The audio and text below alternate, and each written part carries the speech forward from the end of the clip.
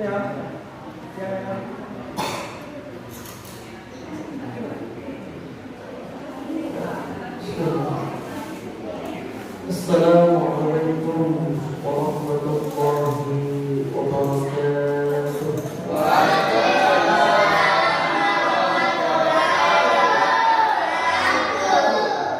Alhamdulillah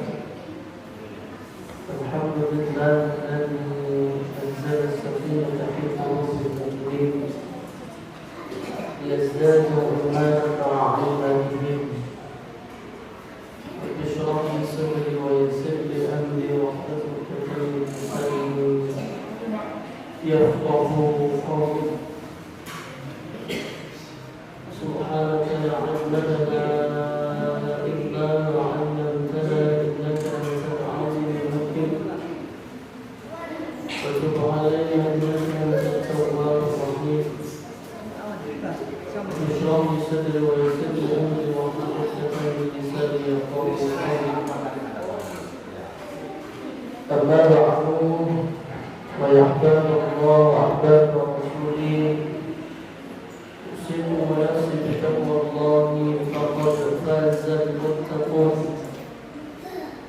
كما قال الله تعالى في كتابه الكريم أعوذ بالله من الشيطان الرجيم يا أيها الذين آمنوا اتقوا الله حق تقاته ولا تموتن إلا وأنتم مسلمون. وقال النبي صلى الله عليه وسلم اتق الله حيثما كنت وأتبع السيئة الحسنة تمحها وخلق الناس بخلق حسن. صدق الله العظيم وصدق الرسول الكريم. Bapak dan Ibu, jadi Bapak mas-mas yang saya muliakan, pertama marilah kita bersyukur kepada Allah Subhanahu wa Ta'ala yang telah memberikan kita kenikmatan berupa iman Islam serta sehat dan sempat, sehingga pada malam hari ini kita bisa bermuajah kembali, bersilaturahim, duduk bersama, untuk bersama-sama kita bersyukur nikmat Allah. Satu di antara nikmat itu adanya nikmat hidayah. Jadi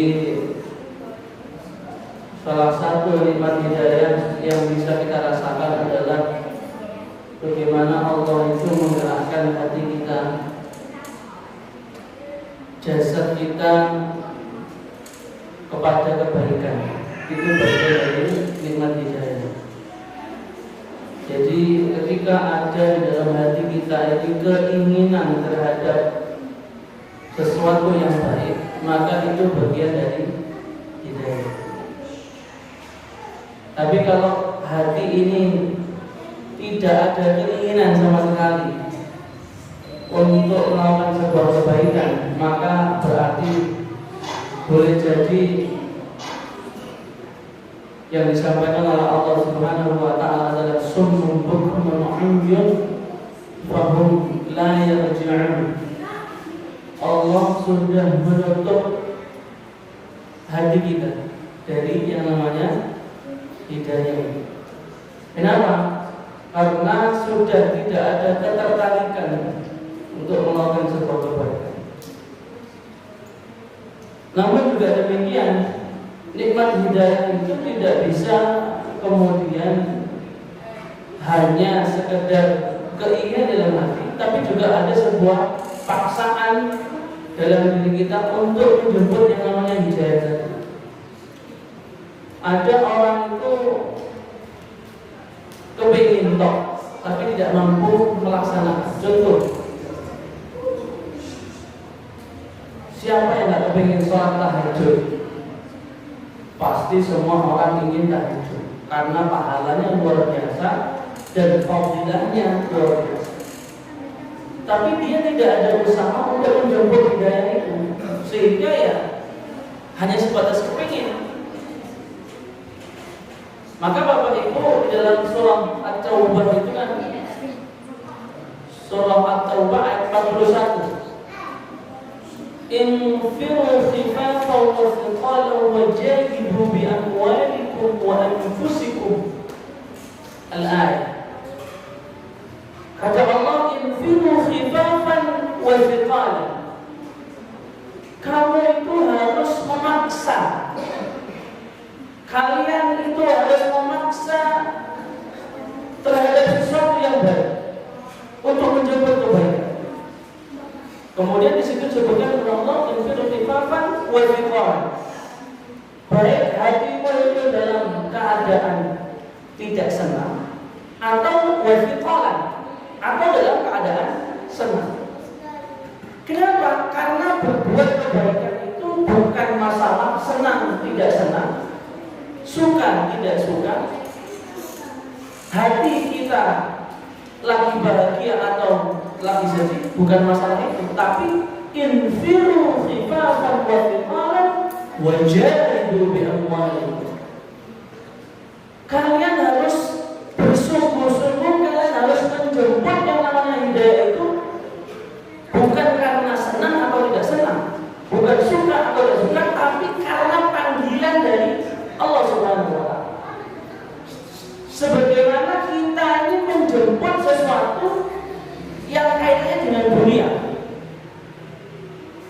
Kita ini kan Masya Allah luar biasa. Bahkan kehidupan kita ini, terutama yang masih muda-muda ini kan,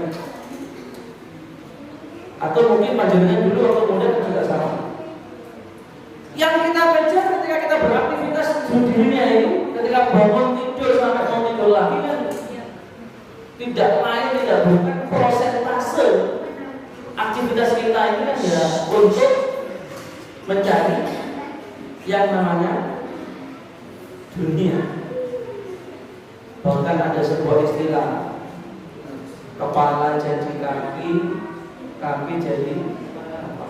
Untuk apa? Untuk menjemput kebahagiaan dunia. Lah kemudian Allah turunkan surah At-Taubah itu, infiru khifafan wa thiqalan wa jahidu bi amwalikum. Maka Allah memberikan sebuah perumpamaan, kamu itu harus mengejar terhadap sesuatu yang baik karena di akhirat, seperti kamu mengejar dunia ini.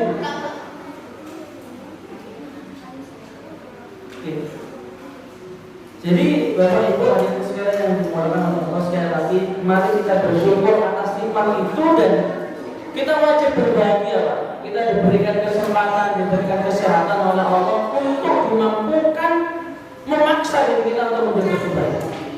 Karena tidak semua orang mendapatkan kenikmatan dan dimampukan oleh Allah terkait dengan hidup. Bapak dan Ibu jemaah sekalian yang dimuliakan oleh Allah Subhanahu wa Ta'ala, pada kajian malam hari ini izinkan kami melanjutkan terkait dengan hadis-hadis yang ada di dalam kitab Adabul Mufrad. Kali ini kita akan mencoba mengutip hadis yang ke-87 sampai dengan hadis yang ke-88 yang berkaitan dengan persoalan anak. Bapak dan Ibu hadirin yang dimuliakan oleh Allah, teman-teman, ya anak-anakku semuanya, ini coba bisa diperhatikan karena ini sangat penting sekali sebagai bekal kita. Sambil makan, sambil perhatikan ya. Bapak Ibu, saya awali dulu dengan sebuah pertanyaan. Anak yang diberikan oleh Allah ini menjadi pemberian terhadap hak milik atau hak pakai. Jadi anak kita ini, anak yang diberikan oleh Allah ini adalah hak. Pertanyaan saya adalah hak milik atau hak pakai? Bapak Ibu, anak yang diberikan oleh Allah, anak yang kita punya, atau cucu yang kita punya, keluarga yang kita punya, jadi ini hak milik kita atau hak pakai kita? Hah? Hak pakai. Kita sepakati bersama, berarti anak kita, keluarga kita ini adalah hak pakai, bukan hak milik ya? Bukan hak milik. Kita sepakati itu. Berarti Pak, kalau saya mengibaratkan dengan sebuah barang, seperti kita ini diberikan atau sedang menyewa yang namanya barang. Jadi ada seorang, ada si A misalkan, kita sebut sebagai si B. Kita atau panjenengan semua ini saya sebut sebagai si B. Lah Allah tadi ini saya sebut dengan istilah si A. Ada si A datang kepada kita memberikan sebuah barang dengan sebuah pesan, dan kita yakini bahwa Allah atau si A ini menitipkan barang kepada kita dalam jangka waktu tertentu. Halo, perhatikan. Nanti kalau kami tak minta lagi makanannya. Sepertinya besok lagi kajiannya. Saran saya usul ini, makanannya ditaruh di habis isya saja, karena ini mengganggu fokus. Ya, Bapak Ibu, saya saran kalau pengajian seperti ini memang ada bagusnya, tapi kalau makan itu diberi saat pengajian itu satu, sakno ustatin, jamaah mangan ustatin, delok mangan. Secara psikologis itu tidak, kurang beretika.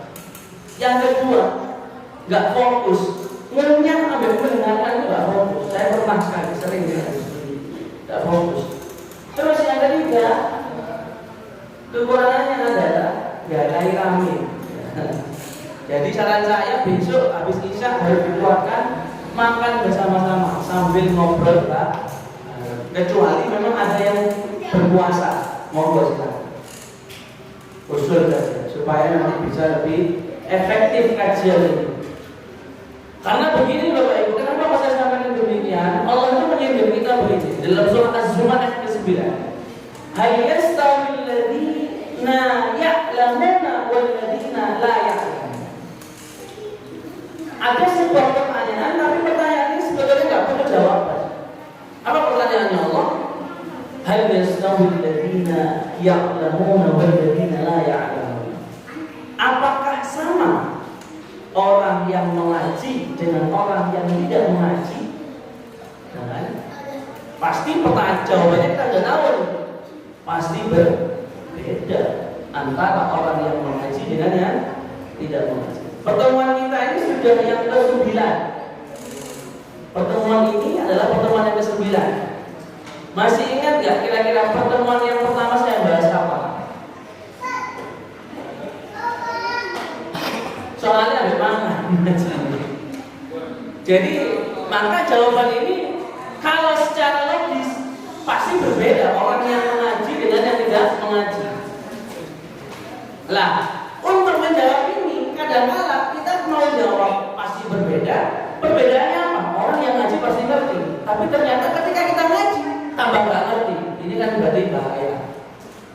Maka saran saya setakwan, bertakbah dan sebagainya, besok kalau mau makan seperti ini, saran saya habis isya sekarang bisa sama seperti itu. Wes balik lagi ke laptop. Bapak Ibu, kita sepakati bahwa anak yang diberikan oleh Allah ini adalah hak pakai.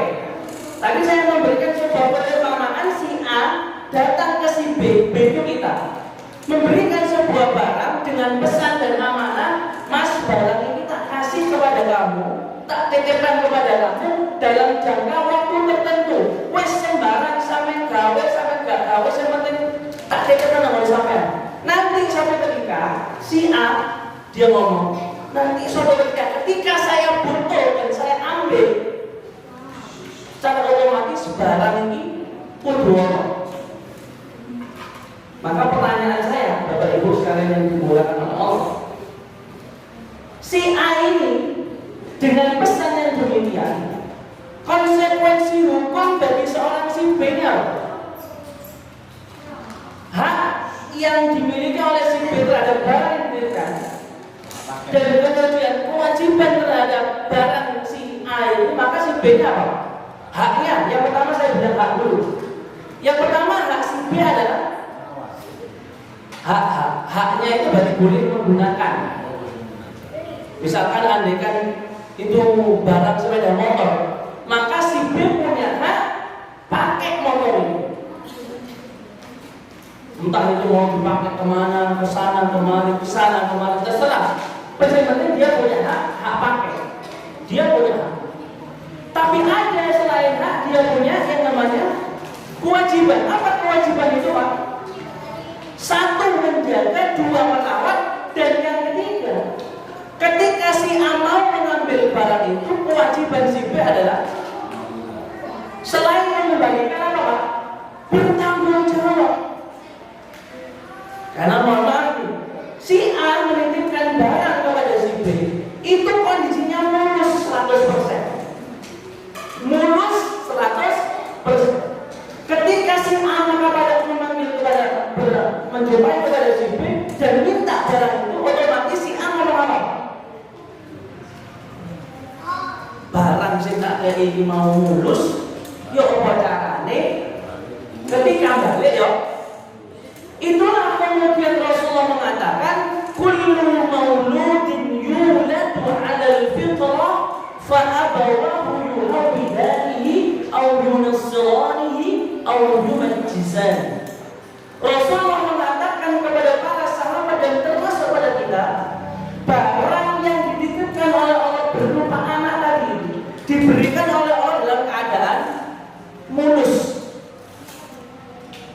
Ketika nanti suatu saat ketika Allah ambil, maka pertanyaan saya, Allah pengennya barang ini seperti apa? Mulus, apa berat kabeh, apa rusak, balik dari siji. Kira-kira andaikan si B, kita si B membandingkan kepada si A, barang yang semula mulus dalam kondisi mulus, kemudian suatu ketika dia minta, kita kembalikan dalam kondisi mohon maaf balik hilang siji, maka si A menuntut apa? Menuntut apa kira-kira? Bertanggung jawaban. Apa caranya? Sama. Maka ada ayat dalam Al-Quran itu, Pak, ketika di yaumil hisab, di hari perhitungan, di hari pertanyaan tadi itu, banyak ayat tentang Al-Quran yang menjelaskan seorang ayah, seorang ibu gagal melewati yang namanya pertanyaan masalah anak. Dengan nanti buka banyak ayat bahwa banyak orang tua gagal ketika dia menghisab di hari pertimbangan wawancara oleh Gusti Allah. Seorang ayah, seorang ibu itu gagal melewati fase ini. Kenapa? Karena tadi barang yang dikasih Allah mulus 100%, ketika kembali kok wis berat kabeh. Maka Allah ingin mempertanggungjawabkan bagaimana barang yang bisa saya beri mulus bersih, kemudian kamu kembalikan dalam kondisi yang seperti ini. Maka boleh jadi, Pak, kalau melihat konteks ayat ini beruntung, Pak, kalau ada mohon maaf pasangan ayah ibu suami istri tidak punya anak. Untung tadi, untung karena nggak melewati yang namanya pertanyaan persoalan anak. Karena pertanyaan persoalan anak ini, Pak, runtutannya banyak. Bahkan banyak orang yang gagal digambarkan oleh Al-Quran karena tidak bisa mempertanggungjawabkan atas pemberian Allah yang namanya anak. Maka kemudian di dalam hadis yang ke-87 di dalam kitab Al-Mufrad ada bin Mufrad ini Pak, yang diriwayatkan oleh Jubair bin Nufayl radhiyallahu anhu, diceritakan sebuah kisah namanya adalah Miqdad. Ya. Ada salah seorang sahabat namanya Al-Miqdad bin Aswad. Siapa namanya Pak? Sahabat Rasul bernama siapa? Miqdad bin Aswad. Ingat-ingat ya teman-teman. Halo, kenal sahabat Nabi ini namanya siapa? Namanya siapa? Miqdad bin Aswad. Ini harus kenal teman-teman. Jadi kalian kita ini harus lebih kenal dengan sahabat Nabi daripada sahabat Lionel Messi. Jangan sampai kamu lebih kenal Lionel Messi daripada sahabat Miqdad. Ada seorang sahabat bernama Al-Miqdad bin Aswad. Ada seseorang yang berdampingan Pak. Dalam sebuah kisah seorang tabi'in duduk bersama Al-Miqdad kemudian mengatakan, dia mengatakan begini, enak ya dari sahabat Nabi bisa secara langsung mendengarkan apa yang diucapkan oleh Nabi, bisa melihat secara langsung apa yang dilakukan oleh Nabi, bisa secara langsung praktek ibadah yang dicontohkan oleh Nabi. Apa respon Miqdad pada tabi'in yang kemudian mengatakan demikian? Bukannya senang, mestinya kan senang. Kenapa? Karena ini bentuk apresiasi. Seorang sahabat yang hidup di zaman Nabi bisa melihat secara langsung, tapi Miqdad nggak senang Pak, malah marah. Apa yang beliau katakan pada tabi'in ini Pak? Enak kata kamu. Kemudian Miqdad ini mencontohkan terkait dengan anak. Kemudian Miqdad mengatakan, enak memang bisa melihat secara langsung, bisa menyaksikan, bisa mendengarkan, bisa melihat apa yang dilakukan. Tapi di zaman Nabi itu tantangannya luar biasa. Di situ ada Abu Lahab, di situ ada yang namanya Fir'aun. Di situ ada yang namanya raja-raja boleh. Bahkan kita ini khawatir, kita bisa beriman, belum tentu anak kita bisa beriman. Bisa jadi anaknya beriman, belum tentu bapaknya beriman. Artinya apa? Tantangannya luar biasa. Singkat cerita dari kisah ini, lalu kemudian Miqdad, sahabat Miqdad al-Aswad itu berdoa. Maka disitulah kemudian para nabi dan para sahabat berdoa kepada Allah tentang sebuah keturunan, supaya keturunan itu menjadi keturunan yang qurrata a'yun. Surat apa itu Pak? Al-Furqan ayat yang ke-74. Walladzina yaquluna rabbana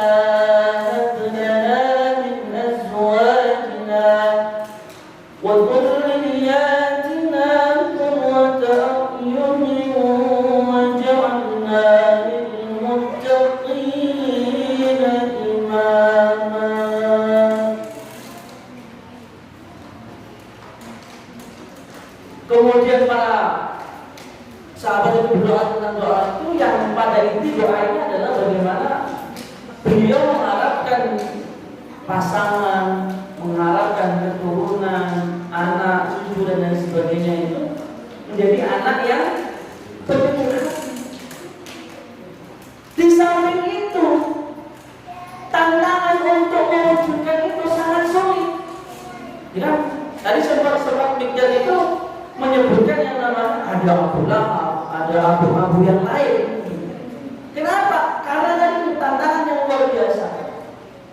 Gitu. Kemudian apa? Gitu. Ada Abu Jahal, ada Abdullah bin Ubay bin Salul. Beliau mendapatkan dan menyebutkan para seperti itu. Enak kata sampai begitu. Pada intinya hadis ini menjelaskan tentang bagaimana perwujudan pertanggungjawaban, perawatan, upaya untuk mewujudkan anak yang qurrata a'yun itu tantangannya luar biasa di zaman Nabi sallallahu alaihi wasallam. Tapi kalau kita tarik zaman sekarang itu jauh lebih mudah sebetulnya. Jadi supaya kita ini bisa mewujudkan anak yang qurrata a'yun itu sebetulnya gampang, lebih mudah daripada di zaman kan. Namun pada praktiknya Bapak Ibu sekalian yang dimulakan oleh Allah, kita kesulitan tersendiri. Kenapa? Karena tadi itu kita anggap anak kita ini sebagai hak milik kita. Sekarang pun tak kawin ini, tak kawin ngono, tak kawin ini. Kalau anak yang bertanggung jawabkan, itu yang menjadi persoalan. Sehingga kadang-kadang kita kesulitan itu untuk mewujudkan anak yang qurrata a'yun. Kenapa? Karena kita beranggapan bahwa seolah-olah anak kita itu menjadi hak milik kita. Bebas saya mau jadikan seperti A, bebas saya mau jadikan seperti B, bebas saya mau jadikan seperti C. Kita kurang membuka bagaimana apa yang diinginkan oleh Allah terhadap anak kita ini. Padahal jemaah sekalian yang dimuliakan oleh Allah Subhanahu wa taala, anak kita ini apa? Anak kita ini adalah menjadi ayat-ayatnya Allah yang semestinya menjadikan diri kita ini semakin dekat dengan Allah Subhanahu wa taala. Tapi yang terjadi para jemaah sekalian yang dimuliakan oleh Allah, sebaliknya.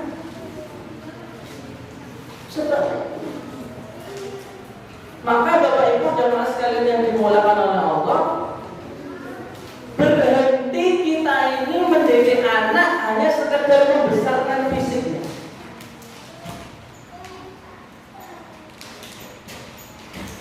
Jadi berhenti mendidik anak hanya sekedar membesarkan fisiknya. Kita kalau lihat anak gemuk itu kan senang kan, lucunya kan begitu, seger kan begitu. Kalau mana saya bayi bina itu kan senang, dia umur kayak sehat kan begitu. Kalau mana tambah gede tambah lemu, oh bapak ibu besok sukses, gak kurus kan.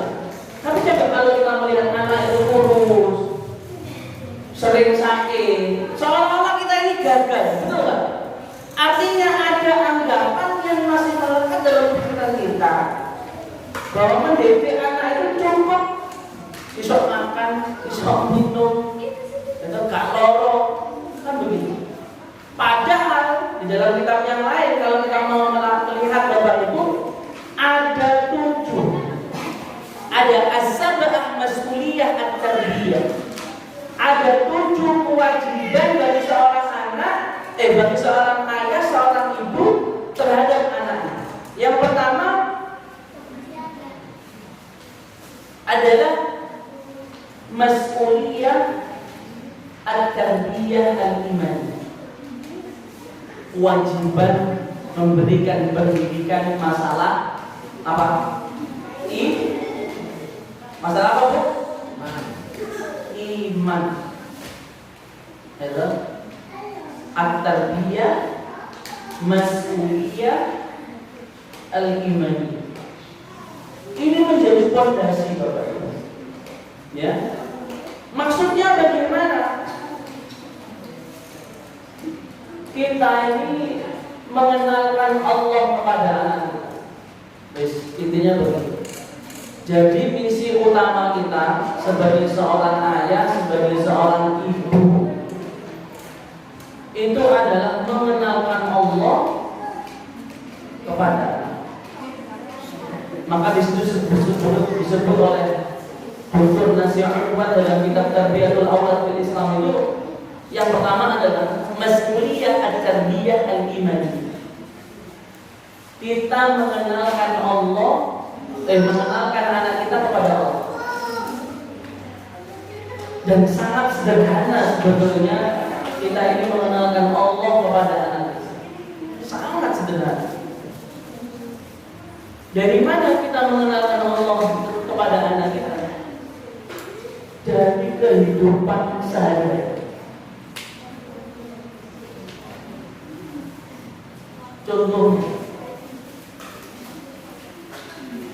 Contohnya kalau kehidupan sekarang, saya tuh sering memberikan pertanyaan kepada anak-anak murid-murid saya itu begini. Coba kamu sebutkan barang yang menurutmu istimewa sampai kamu ngomong, wow. Kan kalau kita melihat sesuatu yang luar biasa itu kan pasti ngomongnya kalau sekarang, wow, gitu kan ya. Sama deh, kira-kira teman-teman, jadi sebutkan barang yang istimewa, yang luar biasa menurut kamu. HP. Selain HP, ada. Wis, gini. Kamu tahu AI? Pertanyaannya Ustadz, yang buat AI itu siapa?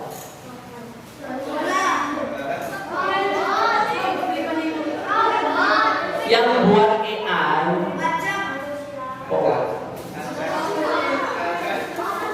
Yang buat AI itu siapa? Manusia. Yakin yang buat manusia? Pertanyaan berikutnya, lebih hebat mana berarti AI sama manusia? Katanya AI buatannya manusia. Masa manusia lebih hebat daripada AI cuma lebih hebat daripada manusia? AI yang buat siapa? Berarti hebat mana AI sama manusia?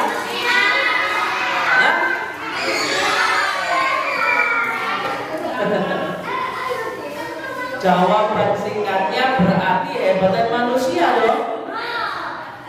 Karena manusia bisa menciptakan tadi.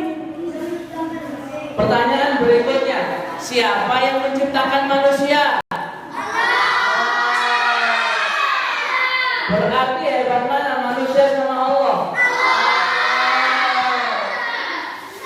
Yakin hebat Allah? Sangat sederhana untuk kita mengenalkan Allah kepada kita.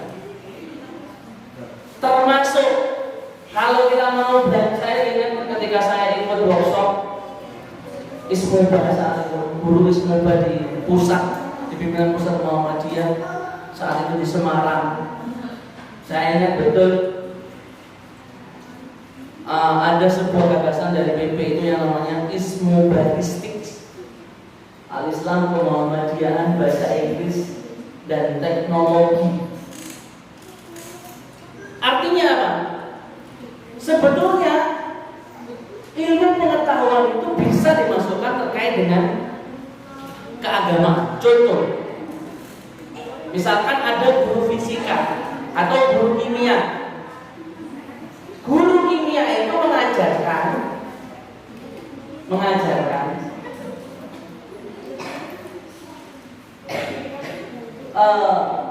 dimensi panas menjadi gerak. Itu namanya apa? Halo? Kalau ya sih bisa ya. Itu kalau kita dulu sudah masuk di SD, ilmu fisika. Gerak, ya, energi gerak, listrik menjadi gerak. Apa namanya? Ayo SMA itu, mau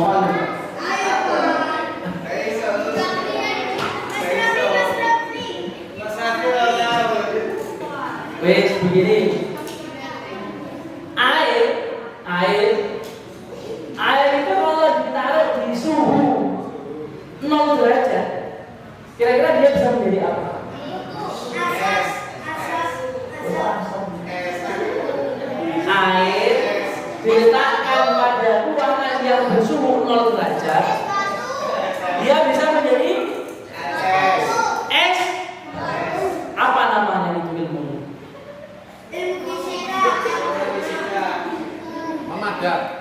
Pembekuan.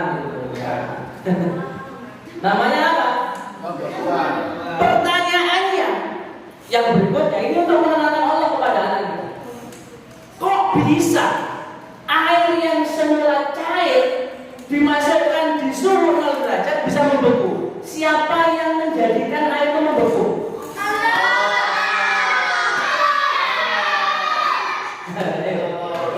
Siapa yang bisa menjadikan air yang semula cair tadi? Dia bisa berubah bentuk. Ketika dimasukkan botol, dia bisa seperti botol. Ketika dia dimasukkan di mangkok, dia seperti mangkok. Tapi ketika dia diletakkan di suhu 0 derajat, dia bisa membeku. Pertanyaannya, Ustaz, siapa yang merubah cair tadi menjadi beku? Siapa yang bisa menemukan? Tak kasih duit.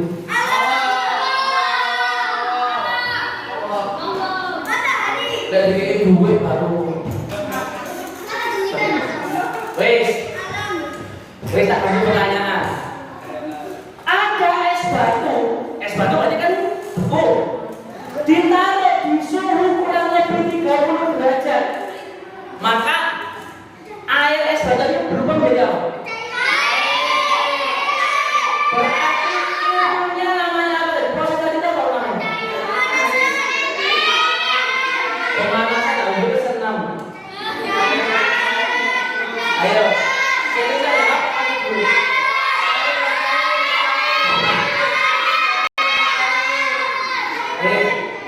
Beku menjadi cair berarti apa namanya? Pencairan. Pencairan itu kalau tanggal 1 Bapak tahu pencairan. Pencairan. Tapi kalau beku menjadi cair namanya mencair. Pertanyaannya Ustaz, siapa yang merubah beku tadi menjadi cair? Pertanyaannya Ustaz, manusia bisa nggak merubah air normal disulap jadi es batu?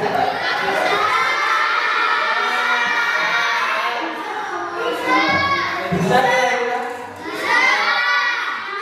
Oke, pertanyaan berikutnya. Ada yang bisa nggak menjadikan satu tetes air menjadi satu gumpal daging? Pernah nggak kamu menemukan satu tetes air kemudian menjadi daging? Ayo, perhatikan teman-teman. Yang bisa jawab, tak kasih hadiah. Pernah nggak kalian menemukan satu tetes air tiba-tiba jadi satu gumpalan daging? Pernah. Coba. Pulang lagi. Oh. Ayo. Siapa yang bisa menemukan tak kasih hadiah? Bapak-bapak nggak boleh jawab, soalnya sulit pasti. Kamu buka Quran surat At-Tariq ayat 5. Perhatikan. Jadi sangat mudah mengenalkan Allah kepada anak kita, sangat mudah.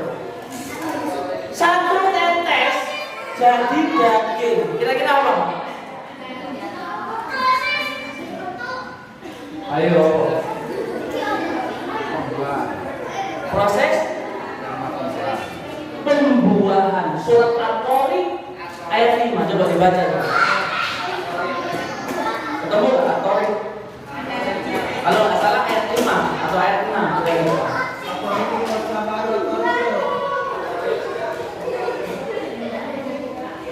Ayo saya bisa jawab. Tiga isi duit ambil positif itu.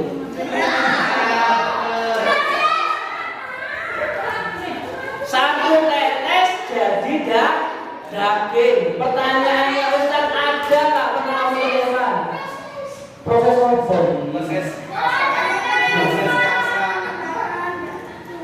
Saya baca ayatnya.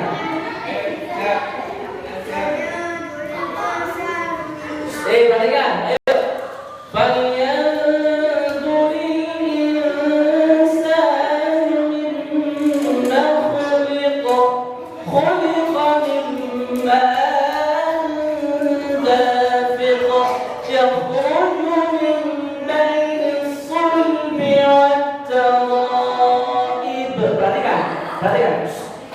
Baca artinya yang keras. Khuliqa min ma'in dafiq. Perhatikan. Ayat kelima bacaan artinya. Dan poin bisa. Iya.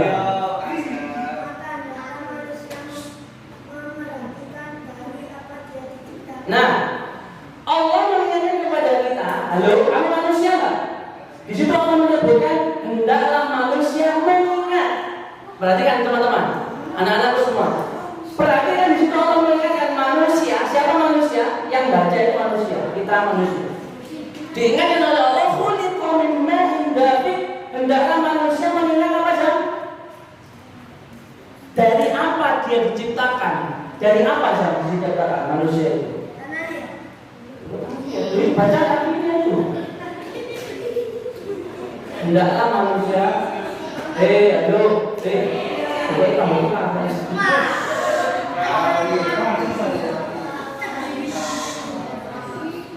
Ayo jawab. Terus enamnya.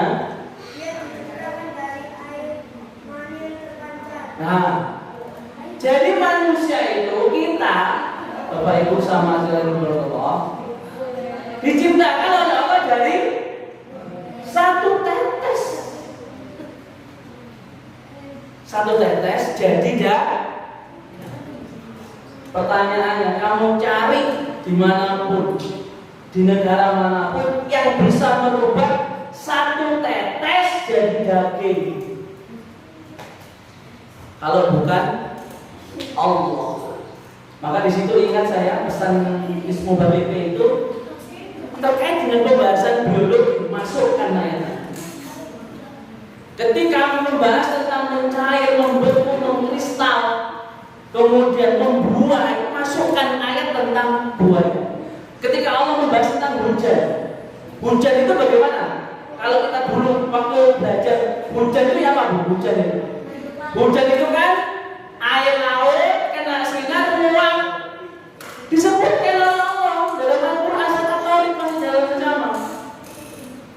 Khuliqa min ma'in dafiq yakhruju min baini sulbi was-sara'ib innahu 'ala raj'ihi laqadir yawma tubla as-sara'ib fama lahu min quwwatin wa la nasir innahu 'ala raj'ihi laqadir. Di situ Allah memberikan sebuah perumpamaan air laut itu menguap, dikumpulkan oleh awan. Tapi guru-guru kita tidak menjelaskan sopo sing gawe uap tadi itu. Lah itulah tugas kita.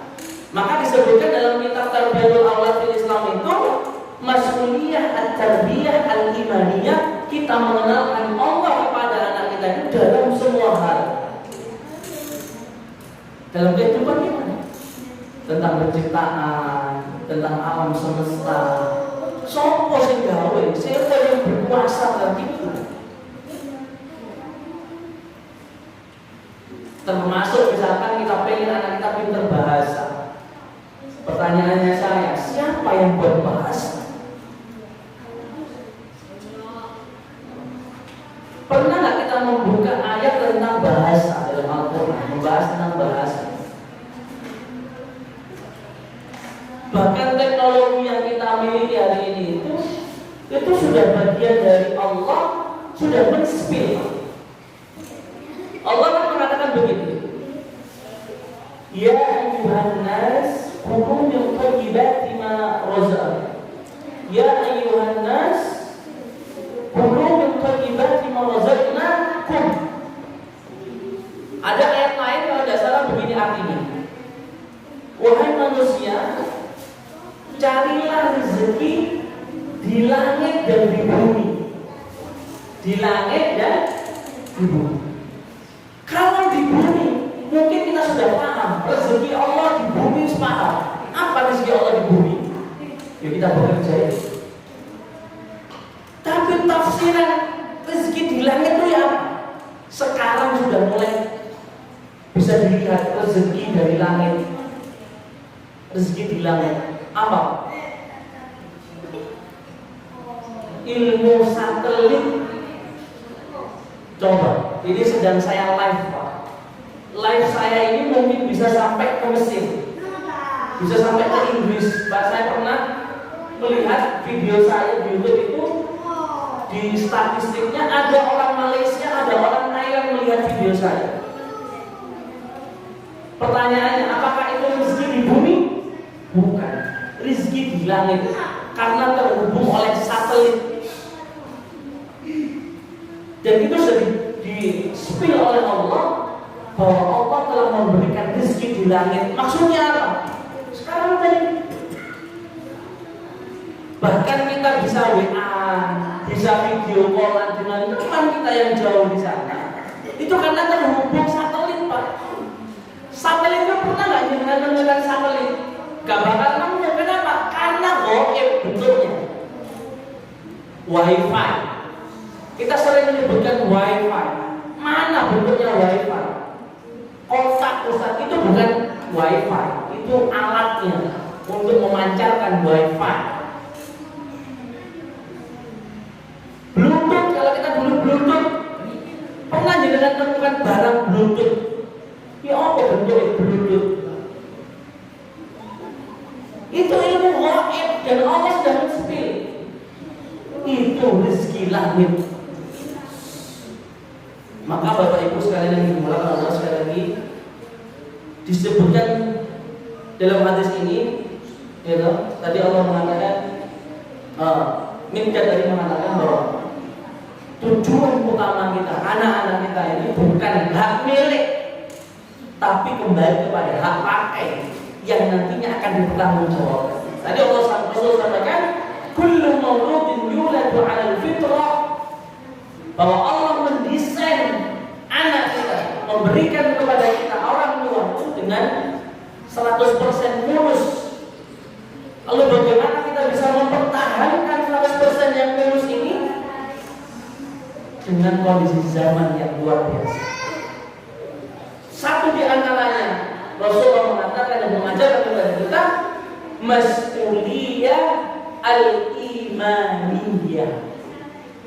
Kita mengajarkan anak kita tentang keimanan. Apa maksudnya? Allah kenal, anak kita kenal dengan Tuhannya, sehingga dia mengerti konsekuensinya ketika dia mengenal Tuhannya. Kamu agamanya apa? Islam. Siapa Tuhannya? Allah. Apa tugas seorang yang Islam dan beriman kepada Allah? Kalau hanya sekedar anak kita, siapa Tuhanmu? Allah. Insya Allah anak-anak kita sudah tahu.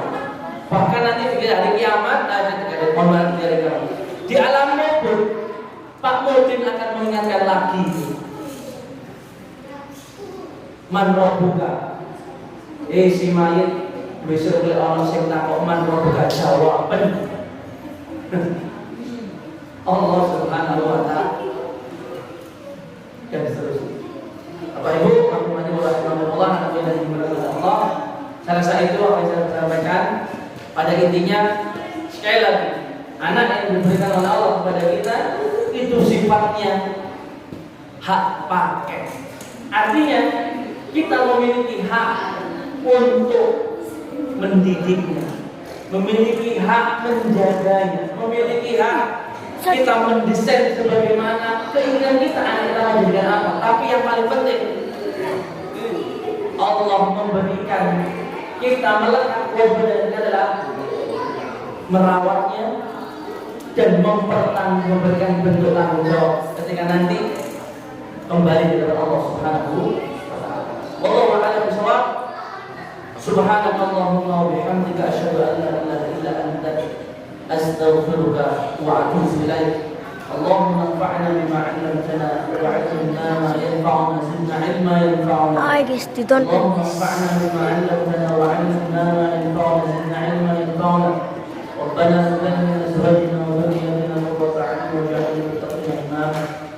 Rabbi shrah li sadri wa yassir li amri wahlul 'uqdatam min lisani yafqahu qawli. Rabbi ij'alni muqima as-salah wa min نيات ربنا وتقبل دعاء ربنا آتنا في الدنيا حسنة وفي الآخرة حسنة وقنا عذاب النار سبحان ربك رب العزة عما يصفون وسلام على المرسلين الحمد لله رب العالمين وآخر دعوانا الحمد لله رب العالمين والعفو منكم السلام عليكم ورحمة الله وبركاته